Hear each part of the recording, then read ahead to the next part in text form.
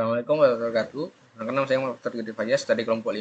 Pada video kali ini saya akan presentasi ngajar kerja kelompok kami, yaitu pelaksanaan studi kelayakan proyek. Oke, adalah anggota kelompoknya. Studi kasus yang kami ambil adalah analisis kelayakan serta perancangan aplikasi website pada startup digital kreatif fotografi berdasarkan aspek pasar, teknis, dan finansial. Tujuan dari studi kasus ini adalah menganalisis kelayakan pengembangan usaha fotografi berdasarkan aspek pasar, teknis, serta aspek finansialnya, sensitivitas dan risiko yang akan didapat. Skop dari proyek ini meliputi 3 hal, yaitu proyek akan dibuat dalam bentuk website dengan berbagai fungsi. Website akan digunakan oleh 3 partisipan, yaitu admin, tenaga kerja, dan pelanggan. Website akan digunakan sebagai media pemasaran, media komunikasi, dan media konsumen untuk melakukan order. Fitur-fitur pada proyek ini meliputi 3, yaitu 1. Katalog jasa dan pemasaran. Website akan digunakan untuk menampilkan jasa fotografi yang ditawarkan serta rincian secara detail. Website akan digunakan sebagai media pemasaran utama untuk menjangkau pasar yang lebih luas. Berikutnya sistem pemesanan akun pelanggan. Pelanggan dapat melakukan registrasi dan login akun, yang kemudian akan melakukan pemesanan fotografi secara langsung melalui website. Pelanggan juga dapat melihat riwayat pemesanan pribadi mereka. Yang terakhir adalah manajemen pemasaran dan operasional. Program ini digunakan untuk menyediakan dashboard khusus untuk admin dan staff. Kami dapat melakukan konfigurasi kategori jasa dan mengecek seluruh riwayat pemesanan, sementara tenaga kerja dapat melihat detail pemesanan yang akan masuk. Berikutnya adalah cost. Biaya investasi awal sebesar 300 juta yang digunakan untuk membeli peralatan, sewa bangunan, dan pembuatan website. Berikutnya adalah biaya personal tahun pertama sebesar 619 juta rupiah yang digunakan untuk menggaji cakupan SDM, maintenance, dan biaya produksi jasa.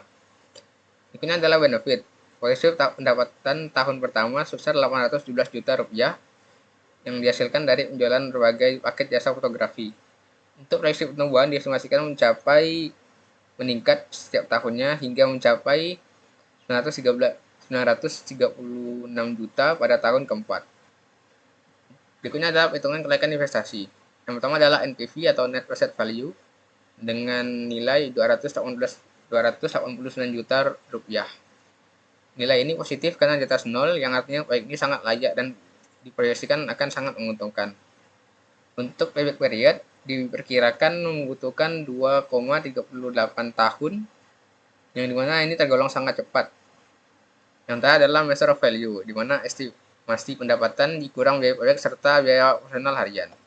Biaya operasional harian dapat dihitung dengan membagi biaya operasional tahunan dibagi dengan 365 hari. Didapat hasilnya kurang lebih 1,7 juta. Dan kita akan menghitungnya, didapat hasilnya kurang lebih 519 juta rupiah. Berikutnya analisis kelayakan lainnya. Yang pertama dari aspek legal, proyek ini dinilai sangat layak karena pengembangan website sebagai media pemasaran transaksi merupakan kegiatan usaha yang umum dan diizinkan oleh hukum. Secara operasional, proyek ini sangat layak karena didukung oleh sumber daya manusia yang memadai, serta alur kerja yang jelas dan risiko operasional pun diidentifikasi beserta rencana mitigasinya. Berikutnya ada sisi teknologi. Proyek ini dinilai layak karena teknologi untuk membangun sebuah website sudah matang dan tersedia luas. Infrastruktur internet di Indonesia juga sangat memadai untuk diakses oleh target pasar, dan risiko teknis seperti kerusakan alat sudah dimiliki rencana mitigasinya. Dari sudut pandang ekonomi, proyek ini dinilai sangat layak. Kelayakan ini didukung oleh semua indikator finansial positif, terutama dinilai NPV dan payback periodnya. Kelayakan ini juga diperkuat dengan adanya peluang pasar yang sangat besar dan proyeksi peningkatan pendapatan yang signifikan setiap tahunnya. Berikutnya ada analisis SWOT. Untuk strength didukung oleh tim dan 7 orang fotografer berpengalaman, menawarkan variasi layanan fotografi yang luas. Untuk opportunity, kondisi target pasar sangat besar, dengan estimasi pasar sasaran mencapai 557.000 orang. Adanya tren peningkatan permintaan untuk jasa fotografi profesional setiap tahunnya. Untuk weakness, resiko hasil tidak sesuai dengan ekspektasi konsumen, yang berpotensi menyebabkan pemotongan biaya. Alur komunikasi antara konsumen dan stakeholder yang berisiko menyebabkan kesalahpahaman.